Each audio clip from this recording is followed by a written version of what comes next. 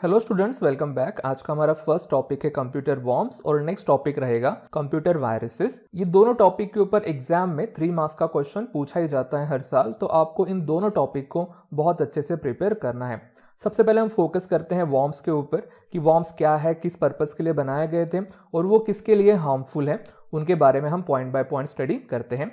सबसे पहला पॉइंट है computer worm is a complete program by itself. ये एक कंप्लीट प्रोग्राम है और इसका पर्पस क्या था वो पहले हम डिस्कस करते हैं। इमेजिन करो एक ऑर्गेनाइजेशन है, कंपनी है और उन कंपनी के अंदर बहुत सारे कंप्यूटर एक दूसरे के साथ जुड़े हैं, यानी कि कंप्यूटर नेटवर्क सिस्टम है। तो आप तो जानते हैं कंप्यूटर नेटवर्क सिस्टम यानी एक कंप्यूटर दूसरे कंप्यूटर से, दूसरा कंप्यूटर तीसरे कंप्यूटर से, या सर्वर और क्लाइंट बेस्ड वहां पे पूरे कंप्यूटर एक दूसरे के साथ जुड़े हैं। अब कंप्यूटर जुड़े हैं तो वो डेटा शेयर कर सकते हैं, एप्लीकेशन शेयर कर सकते हैं एंड सो ऑन गाइस। जितने भी रिसोर्सेस है वो एक दूसरे के साथ शेयर करते हैं। अब जरा सोचो, हमारे पास एक नया सा हमने एक सॉफ्टवेयर परचेस किया है और वो सॉफ्टवेयर हर कंप्यूटर के ऊपर इंस्टॉल होना चाहिए। एक थर्ड पार्टी सॉफ्टवेयर है, कोई भी पर्टिकुलर एप्लीकेशन वगैरह हो सकती है और हमारे कंप्यूटर नेटवर्क में टोटल 50 कंप्यूटर्स हैं। अगर गाइस आपको एक नया सॉफ्टवेयर आपने लिया है और आपको हर कंप्यूटर के ऊपर उसे इंस्टॉल करना है, तो आप क्या करोगे, इंडिविजुअल कंप्यूटर की तरफ चले जाओगे और वन बाय वन वो सॉफ्टवेयर इंस्टॉल करते जाओगे, है ना गाइस। तो ऐसा हम कर सकते हैं। जरा सोचो ना, वो पूरे कंप्यूटर हमारे एक दूसरे के साथ जुड़े ही हैं, तो क्या ऐसा कुछ हम प्रोग्राम बना सकते हैं कि जैसे ही कंप्यूटर ऑन हो जाए, जो भी नया सॉफ्टवेयर मैंने परचेस किया है वो ऑटोमेटिकली वहां पे इंस्टॉल हो जाए। यस गाइस, वैसा हो सकता है। तो उसके लिए यूज होता था वॉर्म्स। अब वॉर्म्स का पर्पस अच्छा ही है ना, हमें कॉमन सा सॉफ्टवेयर, कॉमन सा प्रोग्राम हर कंप्यूटर के ऊपर इंस्टॉल होने को हो ना, तो हम क्या करेंगे, सर्वर के ऊपर एक वॉर्म बना देंगे और उस वॉर्म के साथ वो जो पर्टिकुलर सॉफ्टवेयर है उसे मैं अटैच कर दूंगा। जैसा ही कोई जो क्लाइंट कंप्यूटर ऑन होता है तो उसके अंदर जो हमने वॉर्म बनाया है वो आ जाएगा और देखेगा कि वो जो सॉफ्टवेयर इंस्टॉल करना है उसके लिए सूटेबल कंप्यूटर है या नहीं है। अगर होगा तो वहां पे इंस्टॉल होगा और वो आगे बढ़ते जाएगा। दूसरा कंप्यूटर ऑन होगा, यानी जैसे नया कंप्यूटर ऑन होगा सिस्टम में, सबसे पहले तो वॉर्म ही वहां पे स्प्रेड होगा और चेक करेगा कि वहां पे सूटेबल कंडीशन है या नहीं है। Okay, one by one computer on होते जाएंगे और वहां पे ऑटोमेटिकली ये वॉर्म और उसके साथ जो अटैच सॉफ्टवेयर है वो इंस्टॉल होते जाएगा। दैट्स अ गुड पर्पस ना कि हमें हर कंप्यूटर को विजिट करने की जरूरत नहीं है और ऑटोमेटिकली सब कुछ यहाँ पे इंस्टॉल होते जाएगा। तो गाइस यही पर्पस है और उसी के बारे में हमें देखना है कि ये कैसे काम करता है। It is written in a such a way that it is spread to the other computer over network, but while doing this it consume the network resources to very large extent। अच्छा purpose है और of course guys जब spread होने के लिए उसे transmission medium का use करना पड़ेगा ना। ट्रांसमिशन मीडियम यानी दो कंप्यूटर जिस मीडियम से जुड़े हैं, जनरली वायर होता है या तो वायरलेस टेक्निक हो सकती है जिससे दो कंप्यूटर को जोड़े गए हैं, बट वो ट्रांसमिशन मीडियम है जहां से डेटा ट्रांसमिट हो रहा है। अब देखो, वो जो ट्रांसमिशन मीडियम है उसके थ्रू जो हमको यूजफुल डेटा है सर्वर से आ रहा है, जो रिसोर्सेस आ रहे हैं वो कैरी होने चाहिए। हम उसी ट्रांसमिशन का मीडियम का यूज करके वॉर्म को भी स्प्रेड कर रहे हैं। अब एक साथ पूरे 50 के 50 कंप्यूटर्स ऑन नहीं हुए हैं, जो भी यूजर उसे ऑन करते जाएगा वहां से वो स्प्रेड होते जाएगा। तो गाइस साथ ही साथ में क्या होगा, वो भले ही स्प्रेड हो रहा है वॉर्म्स, बट जो हमारे रिसोर्सेस हैं, नेटवर्क रिसोर्सेज, वो भी वेरी लार्ज एक्सटेंट में यूज हो रहे हैं, कंज्यूम हो रहे हैं। ये आपको ध्यान में रखना है। नेक्स्ट पॉइंट है it can bring the network to halt. जरा सोचो, सिर्फ वॉर्म ही स्प्रेड होगा उस ट्रांसमिशन मीडियम से तो ये जो यूजफुल डेटा है, यूजफुल सर्विसेज है, वो काम नहीं करेंगी और आपका नेटवर्क क्या हो सकता है, हॉल्ट हो सकता है। ये आपको थोड़ा सा ध्यान में रखना है। तो देखो गाइस, इसकी शुरुआत कहाँ पे हुई और कैसे हुई है उसके बारे में हम अभी डिस्कस करते हैं।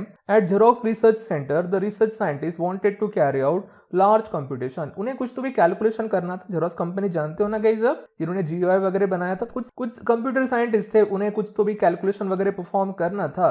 तो उसके लिए उन्हें क्या करना था, पता था कि हर कंप्यूटर में एक पर्टिकुलर प्रोग्राम वहां पे इंस्टॉल होना चाहिए था। मतलब जितने भी नेटवर्क में कंप्यूटर है वो लार्ज कंप्यूटेशन परफॉर्म करने के लिए हर कंप्यूटर के ऊपर वो कोड होना चाहिए था। तो having identified different piece of computation they design small programs worm which could spread themself to the computer. तो वो कोड हर कंप्यूटर के ऊपर इंस्टॉल उन्हें चाहिए था, तो उन्होंने क्या बनाया, एक वॉर्म बनाया जो उस कोड को क्या करेगा, स्प्रेड करेगा। ये उसका ओरिजिनल पर्पस था। This worm would executed on ideal machine if suitable, otherwise they would continue to hunt for the other machine. This is was the original purpose of worm. जैसे मैंने आपको पहले डिस्कस करके बताया, मैंने आपको पर्पस बताया, एक सॉफ्टवेयर है हर कंप्यूटर पे इंस्टॉल होना हमको, तो हम क्या करेंगे, उसे वॉर्म में डाल देंगे और वो स्प्रेड होते जाएगा। तो वैसा ही गाइस उनकी शुरुआत इससे हुई थी। जेरोक्स रिसर्च सेंटर था, वहाँ साइंटिस्ट को कुछ तो भी कंप्यूटेशन परफॉर्म करना था, तो एक कोड था जो हर कंप्यूटर पे चाहिए था, तो उनके लिए उन्होंने एक वॉर्म बनाया जो ऑटोमेटिकली गाइस स्प्रेड होगा। ओके, अगर वो मशीन सुटेबल होंगी, उसमें इंस्टॉल नहीं होगा तो वो इंस्टॉल करेगा, और अगर वो ऑलरेडी इंस्टॉल है तो वो आगे के कंप्यूटर पे बढ़ेगा। मतलब कि वो जो ट्रांसमिशन मीडियम है, जो रिसोर्सेस है, उसका यूज करके वो आगे आगे बढ़ता जाएगा। This is was the original purpose of worm. So guys ऐसा था इसका original purpose. I hope so कि आपको समझ गया होगा। नेक्स्ट पॉइंट है, usually worm does not harm any other program. आपके कंप्यूटर में जो पहले से प्रोग्राम इंस्टॉल है, इसे ये हार्म नहीं करेगा, ना उससे वो डिसेबल करेगा, ना अनइंस्टॉल करेगा, ना करप्ट करेगा। ओके, वॉर्म का काम क्या है, जस्ट स्प्रेड होना। तो हमने तो उसका यूज अच्छे काम के लिए किया था ना, ताकि एक यूजफुल सॉफ्टवेयर जो हर कंप्यूटर में होना चाहिए, एक जो फाइल जो हर कंप्यूटर में होनी चाहिए, वो स्प्रेड हो, इसलिए हम वॉर्म का यूज करते थे। बट जरा गाइस इमेजिन करो, वॉर्म के साथ अगर हम कोई यूजलेस फाइल उसके साथ अटैच कर दे, 1-2 GB की अगर फाइल और उसके अंदर मैं अटैच कर दूं, तो वो भी तो हर कंप्यूटर पे जाके कॉपी होंगी, इंस्टॉल होंगी ना। तो अगर वो ऐसा करती है तो जो ट्रांसमिशन मीडियम है हमारा, वो भी तो हमेशा के लिए एंगेज रहेगा ना। तो जिस ट्रांसमिशन मीडियम के थ्रू एक यूजफुल डेटा आना चाहिए था, अदर रिसोर्सेस आने चाहिए थे, उसके जगह पे ये यूजलेस फाइल कॉपी हो रही है। तो इससे क्या होगा, नेटवर्क तो हमारा एंगेज रहेगा ही, हमारी हार्ड डिस्क भी फुल होती जाएंगी और अदर सर्विसेज जो आनी चाहिए वो नहीं आ सकेंगी। सो गाइस ये जो डिस्कस हमने किया है, ये एक प्रकार का उसका मिसयूज है जो कोई भी कर सकता है जिसे नेटवर्क हॉल्ट करवाना हो। तो उसी के बारे में हम अभी पॉइंट देखते हैं। It is just spread thereby consuming large resources such as transmission capacity, जो वायर से थ्रू या वायरलेस के थ्रू जो भी ट्रांसमिशन मीडियम है उसके बारे में बात चल रही है। डिस्क स्टोरेज, हार्ड डिस्क हो सकती है, फ्लॉपी डिस्क हो सकती है, वो पूरी हमारी एंगेज रहेंगी। And denying service to other, जो सर्विसेज मिलनी चाहिए वो आपको नहीं मिलेंगी। नेक्स्ट पॉइंट है कि और कैसे स्प्रेड हो सकता है। The worm gets a mailing list and using this it send copy of itself to all those addresses. अगर उसे कोई कॉन्टैक्ट लिस्ट मिल गई, मान लो कि आपके कंप्यूटर में एक ईमेल वाली लिस्ट है, उसको लिस्ट मिल गई और उसको वो ऑटोमेटिकली उनके एड्रेसेस के ऊपर उसकी कॉपी भी अगर भेज रहा हो, तो ऐसा स्पैम मेल वगैरह होते हैं ना गाइस, जो ऑटोमेटिकली स्प्रेड होते रहते हैं आपके कंप्यूटर के या मोबाइल के कॉन्टैक्ट वो ले लेते हैं और सबको मैसेज स्पैम ईमेल यहाँ से चले जा सकते हैं। तो वो भी एक प्रकार का गाइस वॉर्म ही है जो ऐसा कुछ परफॉर्म करता है। नेक्स्ट पॉइंट है, the worm is harmful to organization operating over a network. Single computer को गाइज वो उतना हार्मफुल नहीं है और नहीं रहेगा भी, बट अगर कंप्यूटर शेयरिंग में है, नेटवर्किंग में जुड़े हैं, तो वहां पे ये ज्यादा हार्मफुल रहता है। लास्ट पॉइंट है, the worm can be protected by strong security and various check points in the communication system. यानी गाइज आप एक फायरवॉल वगैरह बना सकते हैं। फायरवॉल के बारे में आपने कभी सुना होगा, वो चेक पॉइंट होता है, मतलब आपके कंप्यूटर में बाहर से कुछ डेटा वगैरह आ रहा है, कुछ भी सर्विसेज आ रही है, तो उसे पहले चेक किया जाता है आगे भेजने से पहले, उन्हें फायरवॉल कहा जाता है। तो उससे आप इससे बच सकते हैं। ठीक है, तो अच्छे पर्पस के लिए बनाया गया था, बट इसका मिसयूज भी हो सकता है, ये आपको ध्यान में रखना है। सो गाइस कभी अगर ये 3 मार्क्स के लिए क्वेश्चन आता है तो इतना कुछ आपको लिखना है, अदरवाइज इसका डिफरेंसेस पूछा जाता है वायरसेस के साथ। तो बढ़ते हैं हमारे नेक्स्ट टॉपिक की तरफ, और टॉपिक का नाम है कंप्यूटर वायरस। ठीक है गाइस, फर्स्ट 2 पॉइंट इसके इंट्रोडक्शन है, पहले हम वो स्टडी कर लेते हैं। Computer virus is a program segment written with a clear intention of infecting other program. Guys एक वर्ड लिखा है प्रोग्राम सेगमेंट। प्रोग्राम सेगमेंट यानी कंप्लीट प्रोग्राम नहीं है, किसी प्रोग्राम का छोटा सा ये हिस्सा है और इसको इस तरीके से बनाया जाता है कि ये अदर प्रोग्राम के साथ अटैच हो। ओके, और एक बार वो अटैच उसके साथ हो गया किसी एप्लीकेशन के साथ, किसी प्रोग्राम के साथ, तो वो उसे वो इन्फेक्ट करते जाता है और वो फैलते जाता है। ठीक है गाइस, स्प्रेड होते जाता है वो वायरस। जैसे हमारा बायोलॉजिकल वायरस होता है ना, आपने सुना ही होगा बायोलॉजिकल वायरस के बारे में।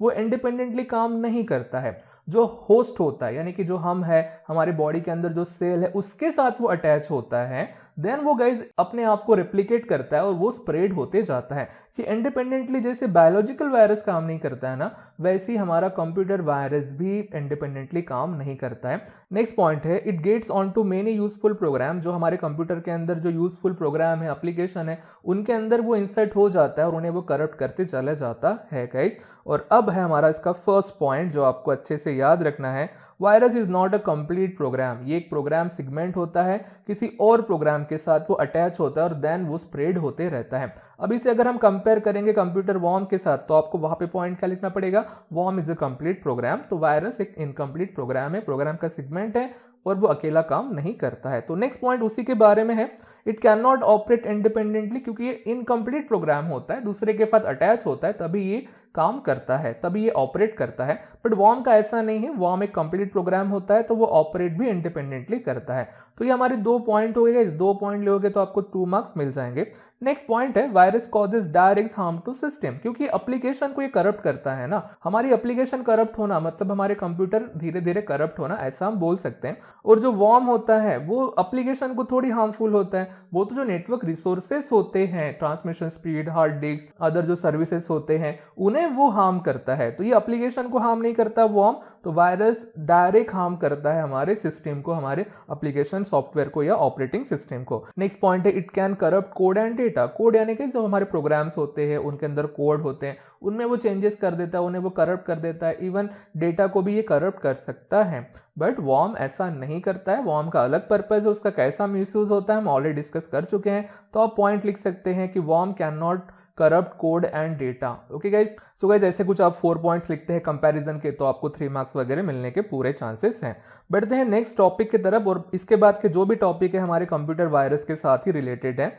There are several types of viruses. तो हमारा नया टॉपिक शुरू हुआ कि वायरस के क्या क्या टाइप हो सकते हैं। पहले लिस्ट है गाइस, जो कभी कभी ये लिस्ट भी पूछी जा सकती है, कुछ भी 1 मार्क के लिए 2 मार्क्स के लिए सब कुछ सब क्वेश्चन होते हैं और पूछे जाते हैं। जैसे कि बूट सेक्टर इन्फेक्टर है, मेमोरी रेसिडेंट इन्फेक्टर है, फाइल स्पेसिफिक इन्फेक्टर है, और कमांड प्रोसेसर इन्फेक्टर और जनरल पर्पस इन्फेक्टर है। तो ऐसे 5 टाइप्स है हमारे वायरसेस के, तो उन्हीं के बारे में हम 1 बाय 1 स्टडी करते हैं। टॉपिक का नाम है बेसिस ऑफ क्लासिफिकेशन, यानी कि जो हमने टाइप के बारे में बात की है वही हमें अभी स्टडी करना है। सबसे पहला है boot sector इन्फेक्टर। Virus can get into system memory if the machine is booted with the infected floppy और हार्ड डिस्क, यानी कि आपकी ऑपरेटिंग सिस्टम ही ऑलरेडी पहले से इन्फेक्टेड है, उसमें से ऑलरेडी ही वायरस है। तो ऑफ कोर्स अगर जैसे ही हमारा कंप्यूटर बूट होगा, बूट होना मतलब क्या गाइस, ओएस रैम के अंदर आना, और रैम मतलब गाइस क्या होता है, सिस्टम मेमोरी होता है। तो जो इन्फेक्टेड फ्लॉपी है, इन्फेक्टेड हार्ड डिस्क है, वहीं पे तो हमारी ऑपरेटिंग सिस्टम इंस्टॉल है ना, तो उसी में का वायरस गाइस हमारे सिस्टम मेमोरी में रहता है। जैसे हमने कुछ नई एप्लीकेशन ऑन की, उसी के साथ वो अटैच होते जाता है। तो ऐसा रहता है हमारा बूट सेक्टर इन्फेक्टर, यानी कि आपकी ऑपरेटिंग सिस्टम में ही पहले से वायरस है, या जो वायरस ऑपरेटिंग सिस्टम को ही टारगेट करता है उसे बोलते हैं बूट सेक्टर इन्फेक्टर। नेक्स्ट है guys memory resident इन्फेक्टर। It loads upon execution of infected files subsequently. Whenever a non-infected file executed, this virus infected. Memory resident यानी कि अब आपके हार्ड डिस्क में वो एक कोने में पड़ा है, और ऑफ कोर्स उसके ऊपर अगर आपने क्लिक किया, कुछ भी एक्सेस किया, तो वो रैम के अंदर आ जाता है। दूसरी फाइल आप ओपन करो, दूसरी एप्लीकेशन ओपन करो, उसके साथ वो ऑटोमेटिकली अटैच होते जाता है। आप पेन ड्राइव यूज करते होंगे तो आपने कभी ना कभी ये वायरस देखे होंगे गाइस, आपके पेन ड्राइव में पहले से पड़े होते हैं। जैसे ही आप किसी और कंप्यूटर के साथ अटैच करते हैं, आपके पेन ड्राइव का वायरस कंप्यूटर में जाता है, दूसरे इसमें जाओ, नॉन इन्फेक्टेड कंप्यूटर पे जाओ, तो वहां पे वो स्प्रेड होते जाता है, तो उन्हें बोलते हैं मेमोरी रेसिडेंट इन्फेक्टर। नेक्स्ट है गाइस फाइल स्पेसिफिक इन्फेक्टर। ये भी मेमोरी रेसिडेंट जैसे ही होता है, बस फाइल को ये टारगेट करता है। Infection occur when an infected file is executed. अगर आपके फाइल में ऑलरेडी वायरस है, अब यहाँ पे फाइल मतलब गाइस कोई एप्लीकेशन हो सकती है, वायरस एप्लीकेशन के साथ जनरली अटैच होता है। The virus then load into viral code into memory, memory में वो चला जाता है रैम के अंदर, और वहां से वो स्प्रेड होना शुरू हो जाता है। In addition to infecting, virus also reboot the system. Of course अगर कोड अगर करप्ट होते जा रहा है तो आपका ऑपरेटिंग सिस्टम प्रॉपर तरीके से वर्क नहीं करेगा और कंप्यूटर रिस्टार्ट वगैरह होते जाएगा। नेक्स्ट है guys general purpose इन्फेक्टर। General purpose इन्फेक्टर can infect EXE file. EXE file यानी गाइस एग्जीक्यूटेबल फाइल, यानी ही आपकी एप्लीकेशन, यानी ही इंस्टॉलेशन जो फाइल होती है, जो प्रोग्राम होते हैं, उन्हें EXE फाइल कहा जाता है। तो उन्हें इन्फेक्ट करने वाला वायरस, उसे बोलते हैं जनरल पर्पस इन्फेक्टर। ठीक है, तो गाइस ये कॉमन सा वायरस है जो आपके कंप्यूटर में वगैरह आ सकता है। नेक्स्ट है कमांड प्रोसेसर इन्फेक्टर। उसका छोटा सा एग्जांपल है 205। अब ये 205 गाइस वायरस का नाम है, ऐसा आप समझ लो। तो उस वायरस की साइज है 205 बाइट। तो अभी आपको पता चल गया होगा कि उसे 205 क्यों बोलते हैं, क्योंकि उसकी साइज ही 205 बाइट है। अब अगर इस वायरस से कोई फाइल इन्फेक्ट हो जाती है तो उसके सिम्टम्स क्या है, जरा देखो। सिम्टम्स है infected files increase by 205 bytes. कोई एप्लीकेशन अगर इस वायरस से इन्फेक्ट होती है तो एप्लीकेशन के साथ वो अटैच होता है ना वायरस, तो उसकी जितनी साइज है उतने साइज से हमारी एप्लीकेशन वो क्या हो गई है, इंक्रीज हो गई है। तो दैट्स इट गाइज। जैसे रियल लाइफ में हमारे वायरस हमारे बॉडी के साथ अटैच हो जाते हैं, जैसे ही हम इन्फेक्टेड पर्सन के कांटेक्ट में आ गए, वैसे ही गाइज हमारे कंप्यूटर के फाइल के साथ है। जो फाइल इन्फेक्टेड है उसके साथ में अगर दूसरी अनइन्फेक्टेड फाइल अगर आ जाती है तो वायरस स्प्रेड होता है। उसके बाद गाइज ये वायरस है then load into viral code into memory, और वहां से वो स्प्रेड होते जाता है। जो भी एप्लीकेशन है, जो भी सॉफ्टवेयर है, उसको रैम में आना ही पड़ता है। रैम में ऑलरेडी वायरस बैठा है, उसके साथ वो अटैच होकर आगे आगे बढ़ते जाता है। नेक्स्ट पॉइंट है once memory resident 205 is able to infect computer file as they are access. जैसे वहां से वो फाइल एक्सेस होती हैं, वो इन्फेक्ट हो जाती हैं। सो गाइज ऐसा था इसका क्लासिफिकेशन, ऐसा था इसका टाइप। तो कभी कभी ये भी क्वेश्चन 3 मार्क्स के लिए, 2 मार्क्स के लिए पूछा जाता है, तो आपको इनके बारे में पता होना चाहिए। सो आपको पूरे वायरसेस के टाइप्स के नाम पता होने चाहिए। नेक्स्ट टॉपिक है गाइज, और वो है इन्फेक्शन मेथड। ये भी क्वेश्चन कभी 3 मार्क्स के लिए, कभी 2 मार्क्स के लिए एग्जाम में पूछा जाता है, और वायरस से ही हमारा ये रिलेटेड है। Following are well known method by which the virus can infect other program. एक एक हम यहाँ पे पढ़ने वाले हैं मेथड गाइज। जैसे पहला है अपेंड। अपेंड का मतलब चेंज करना होता है गाइस, मॉडिफाई करना होता है। देखो इसके बारे में आपको क्या लिखना है, viral code append itself to unaffected program. Virus का काम करने का तरीका यही है कि जो अनअफेक्टेड प्रोग्राम है, फाइल्स है, उसके साथ अटैच होना, तो वो उसके साथ अटैच हो जाता है और उस फाइल को वो क्या करता है, मॉडिफाई करता है ताकि वो और स्प्रेड हो सके। तो गाइस पहली हमारी मेथड है अपेंड मेथड। दूसरी है replace method. The viral code replace the original executable program completely or partially। Again guys motive तो वही है कि अनअफेक्टेड प्रोग्राम के साथ अटैच होना। कभी कभी पार्शियल एरिया होता है प्रोग्राम का, उसके साथ वो अटैच हो जाता है। एप्लीकेशन काम तो करती है बट अच्छे से काम नहीं करती है, उसके साथ ये वायरस भी काम करने लगता है और वो स्प्रेड होते जाता है। और समटाइम्स ओरिजिनल फाइल पूरी की पूरी डिलीट हो जाती है, आइकॉन वगैरह सेम रहते हैं, उसके जगह बस ये वायरस रहता है। जैसे ही आप आइकॉन के ऊपर क्लिक करते हैं, वो वायरस एग्जीक्यूट होते जाता है और वो स्प्रेड होते जाता है। तो दूसरा उसका इन्फेक्शन मेथड है और वो है रिप्लेस। तीसरा है guys insert. Viral code is inserted in body of executable code to carry out some funny action. Virus का मेन पर्पस तो आपके कंप्यूटर को खराब करना है, पर समटाइम्स एज अ फन भी लोग आपके कंप्यूटर को खराब कर सकते हैं। आपके प्रोग्राम को करप्ट करने के लिए भी ऐसे भी कोड बना सकते हैं जिससे फनी एक्शन वगैरह हो। आप क्लिक करते हैं एक फाइल के ऊपर और कुछ और ही फाइल या कुछ और ही एप्लीकेशन वगैरह ओपन हो रही हो सकती है, तो गाइज वो भी एक प्रकार की मेथड है, उसे बोलते हैं इंसर्ट मेथड। तीसरा है guys delete method. Viral code delete some code from executable code. Application का पर्टिकुलर हिस्सा ही डिलीट हो जाता और आपकी एप्लीकेशन रन ही नहीं होती है। तो ऐसा कभी आपके साथ हुआ होगा गाइस कि आपकी एप्लीकेशन पहले तो काम कर रही थी, अब नहीं काम कर रही है, तो ऐसा हो सकता है कि वायरस ने कुछ कोड वहां से डिलीट कर दिया है। नेक्स्ट है guys redirect. Here normal control flow of program is change to execute some other code. जैसे कभी आपने देखा होगा, अपने पेनड्राइव में ये वायरस जनरली पाया जाता है। पेनड्राइव लगाते कंप्यूटर के अंदर, आपकी पेनड्राइव का आइकॉन तो दिखता है, जैसे आप उसे ओपन करते हैं उसके अंदर शॉर्टकट नजर आता है। आपकी पूरी फाइल्स गायब रहती है, उसके जगह एक शॉर्टकट रहता है, उसके ऊपर जैसे ही क्लिक करते हैं लगता तो है कि हमारी फाइल्स ओपन हो रही है, बट डेटा 0 करके, डेटा 1 करके ऐसा वहाँ पे फोल्डर रहता है। उसके अंदर जाते हैं, उसके अंदर और वायरस होते गए और वो वायरस खुद की कॉपी बनाते जाता है और पेन ड्राइव को धीरे धीरे करप्ट करता है। और वैसे ही पेन ड्राइव दूसरे कंप्यूटर में लगाए तो वो कंप्यूटर भी करप्ट होते जाते रहता है। कभी ना कभी आपने ऐसा रिडायरेक्ट वाला वायरस जरूर देखा होगा। तो ये भी एक प्रकार के इन्फेक्शन मेथड है। कभी कभी ऐसा वायरस होता है जिसके ऊपर क्लिक करे एप्लीकेशन के ऊपर तो कंट्रोल पैनल ही ओपन होता है या कुछ अलग ही एप्लीकेशन ओपन हो जाती है, तो उसे बोलते हैं रिडायरेक्ट इन्फेक्शन मेथड। तो गाइस ये 5 इन्फेक्शन मेथड है। कभी 2 मार्क्स के लिए एग्जाम में क्वेश्चन आया तो आपको उसके बारे में लिखना आना चाहिए। नेक्स्ट टॉपिक है गाइस मोड ऑफ ऑपरेशन, यानी कि ये कैसे काम करते हैं वायरस। ठीक है, तो ये क्वेश्चन भी गाइस 1 मार्क 2 मार्क के लिए पूछे जाते हैं, जितने भी हम टॉपिक यहाँ पे स्टडी कर रहे हैं। तो इसे कौन बनाता है और ये कैसे वर्क करता है उसके बारे में है। Virus works in a number of ways. Developer of virus is a bright person who knows the operating system. Guys देखो उनकी तारीफ की है जो वायरस बनाते हैं।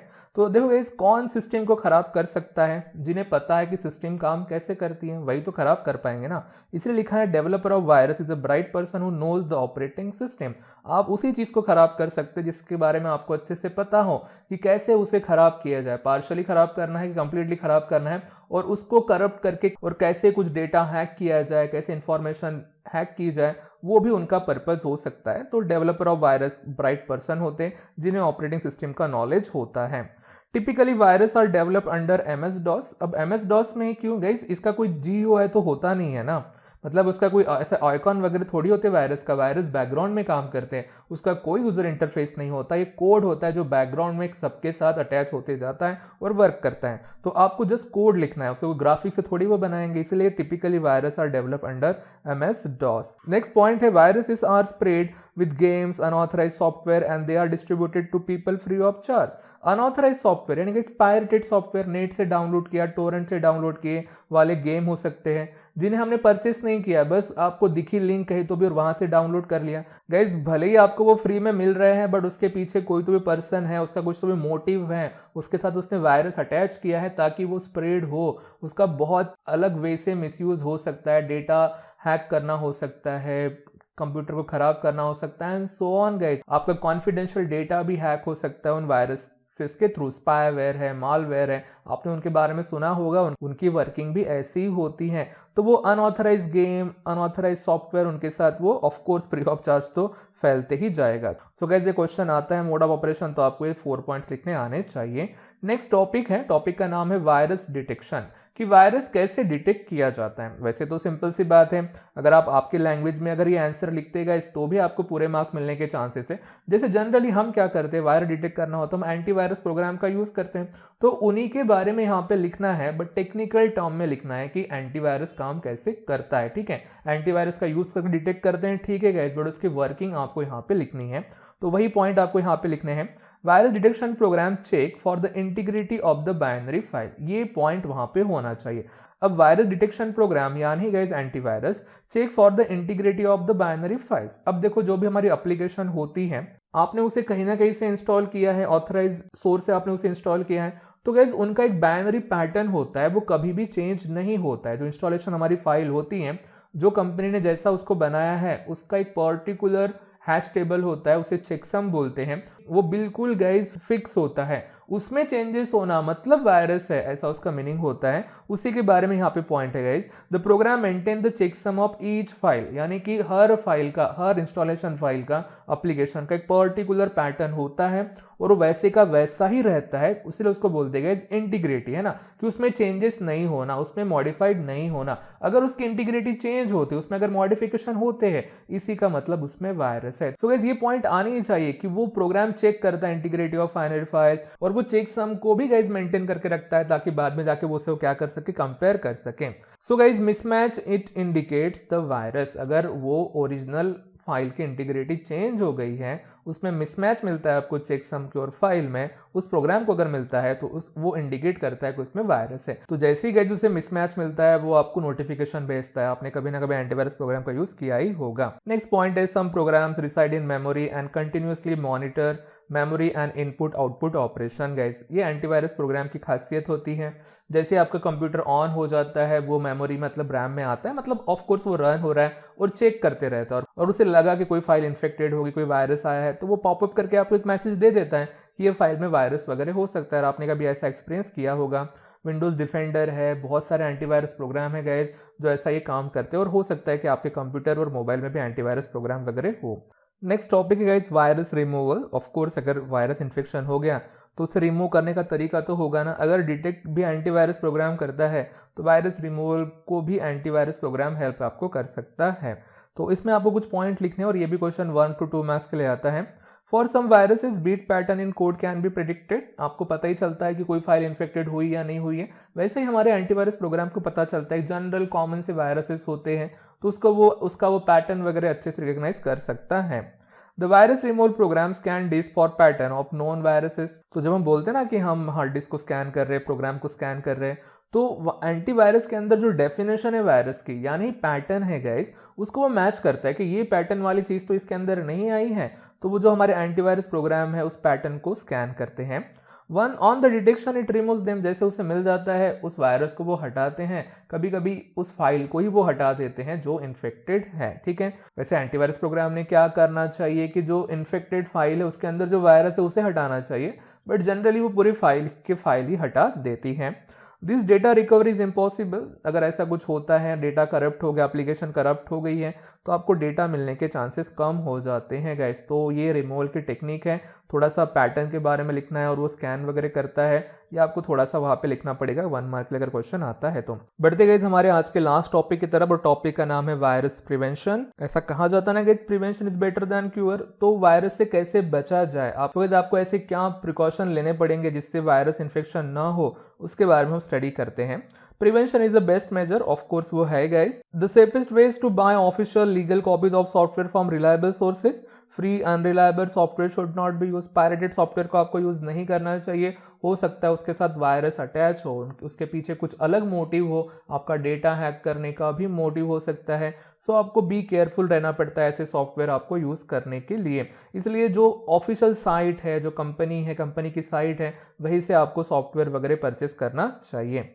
Frequent backup and running of monitoring program is also help prevention, यानी कि आपके कंप्यूटर में एंटीवायरस प्रोग्राम होना चाहिए। और आपका जो कॉन्फिडेंशियल डेटा है गाइस, आपको लगता है कि आपके लिए बहुत इंपॉर्टेंट है, उसकी आपको कॉपी बना के रखनी चाहिए, क्योंकि एक बार अगर कंप्यूटर अगर करप्ट हुआ, हो सकता है कि डेटा रिकवरी पॉसिबल ना हो। ओके, जैसे कुछ साल पहले रैंसमवेयर आया था गाइस, पूरा कंप्यूटर इनक्रिप्ट कर देता है और आपको पैसे मांगे जाते हैं अगर आपको उसे डिक्रिप्ट करना हो तो। अगर नहीं हुआ डिक्रिप्ट तो फिर आप क्या करोगे। इसलिए अच्छी प्रैक्टिस रहेंगी कि अगर आप आपका डेटा का बैकअप रख किसी अदर एक्सटर्नल ड्राइव में अगर डेटा रखते हैं संभाल के, तो वो ज़्यादा हेल्पफुल रह सकता है। सो गाइस, ये थे कुछ टॉपिक हमारे वायरस से रिलेटेड। ये क्वेश्चन एग्जाम में आते हैं, आपको अच्छे से इन्हें प्रिपेयर करना है। सो गाइस, आज के क्लास के लिए इतना ही। मिलते हैं नेक्स्ट क्लास में नए टॉपिक के साथ। तब तक के लिए goodbye, thank you guys.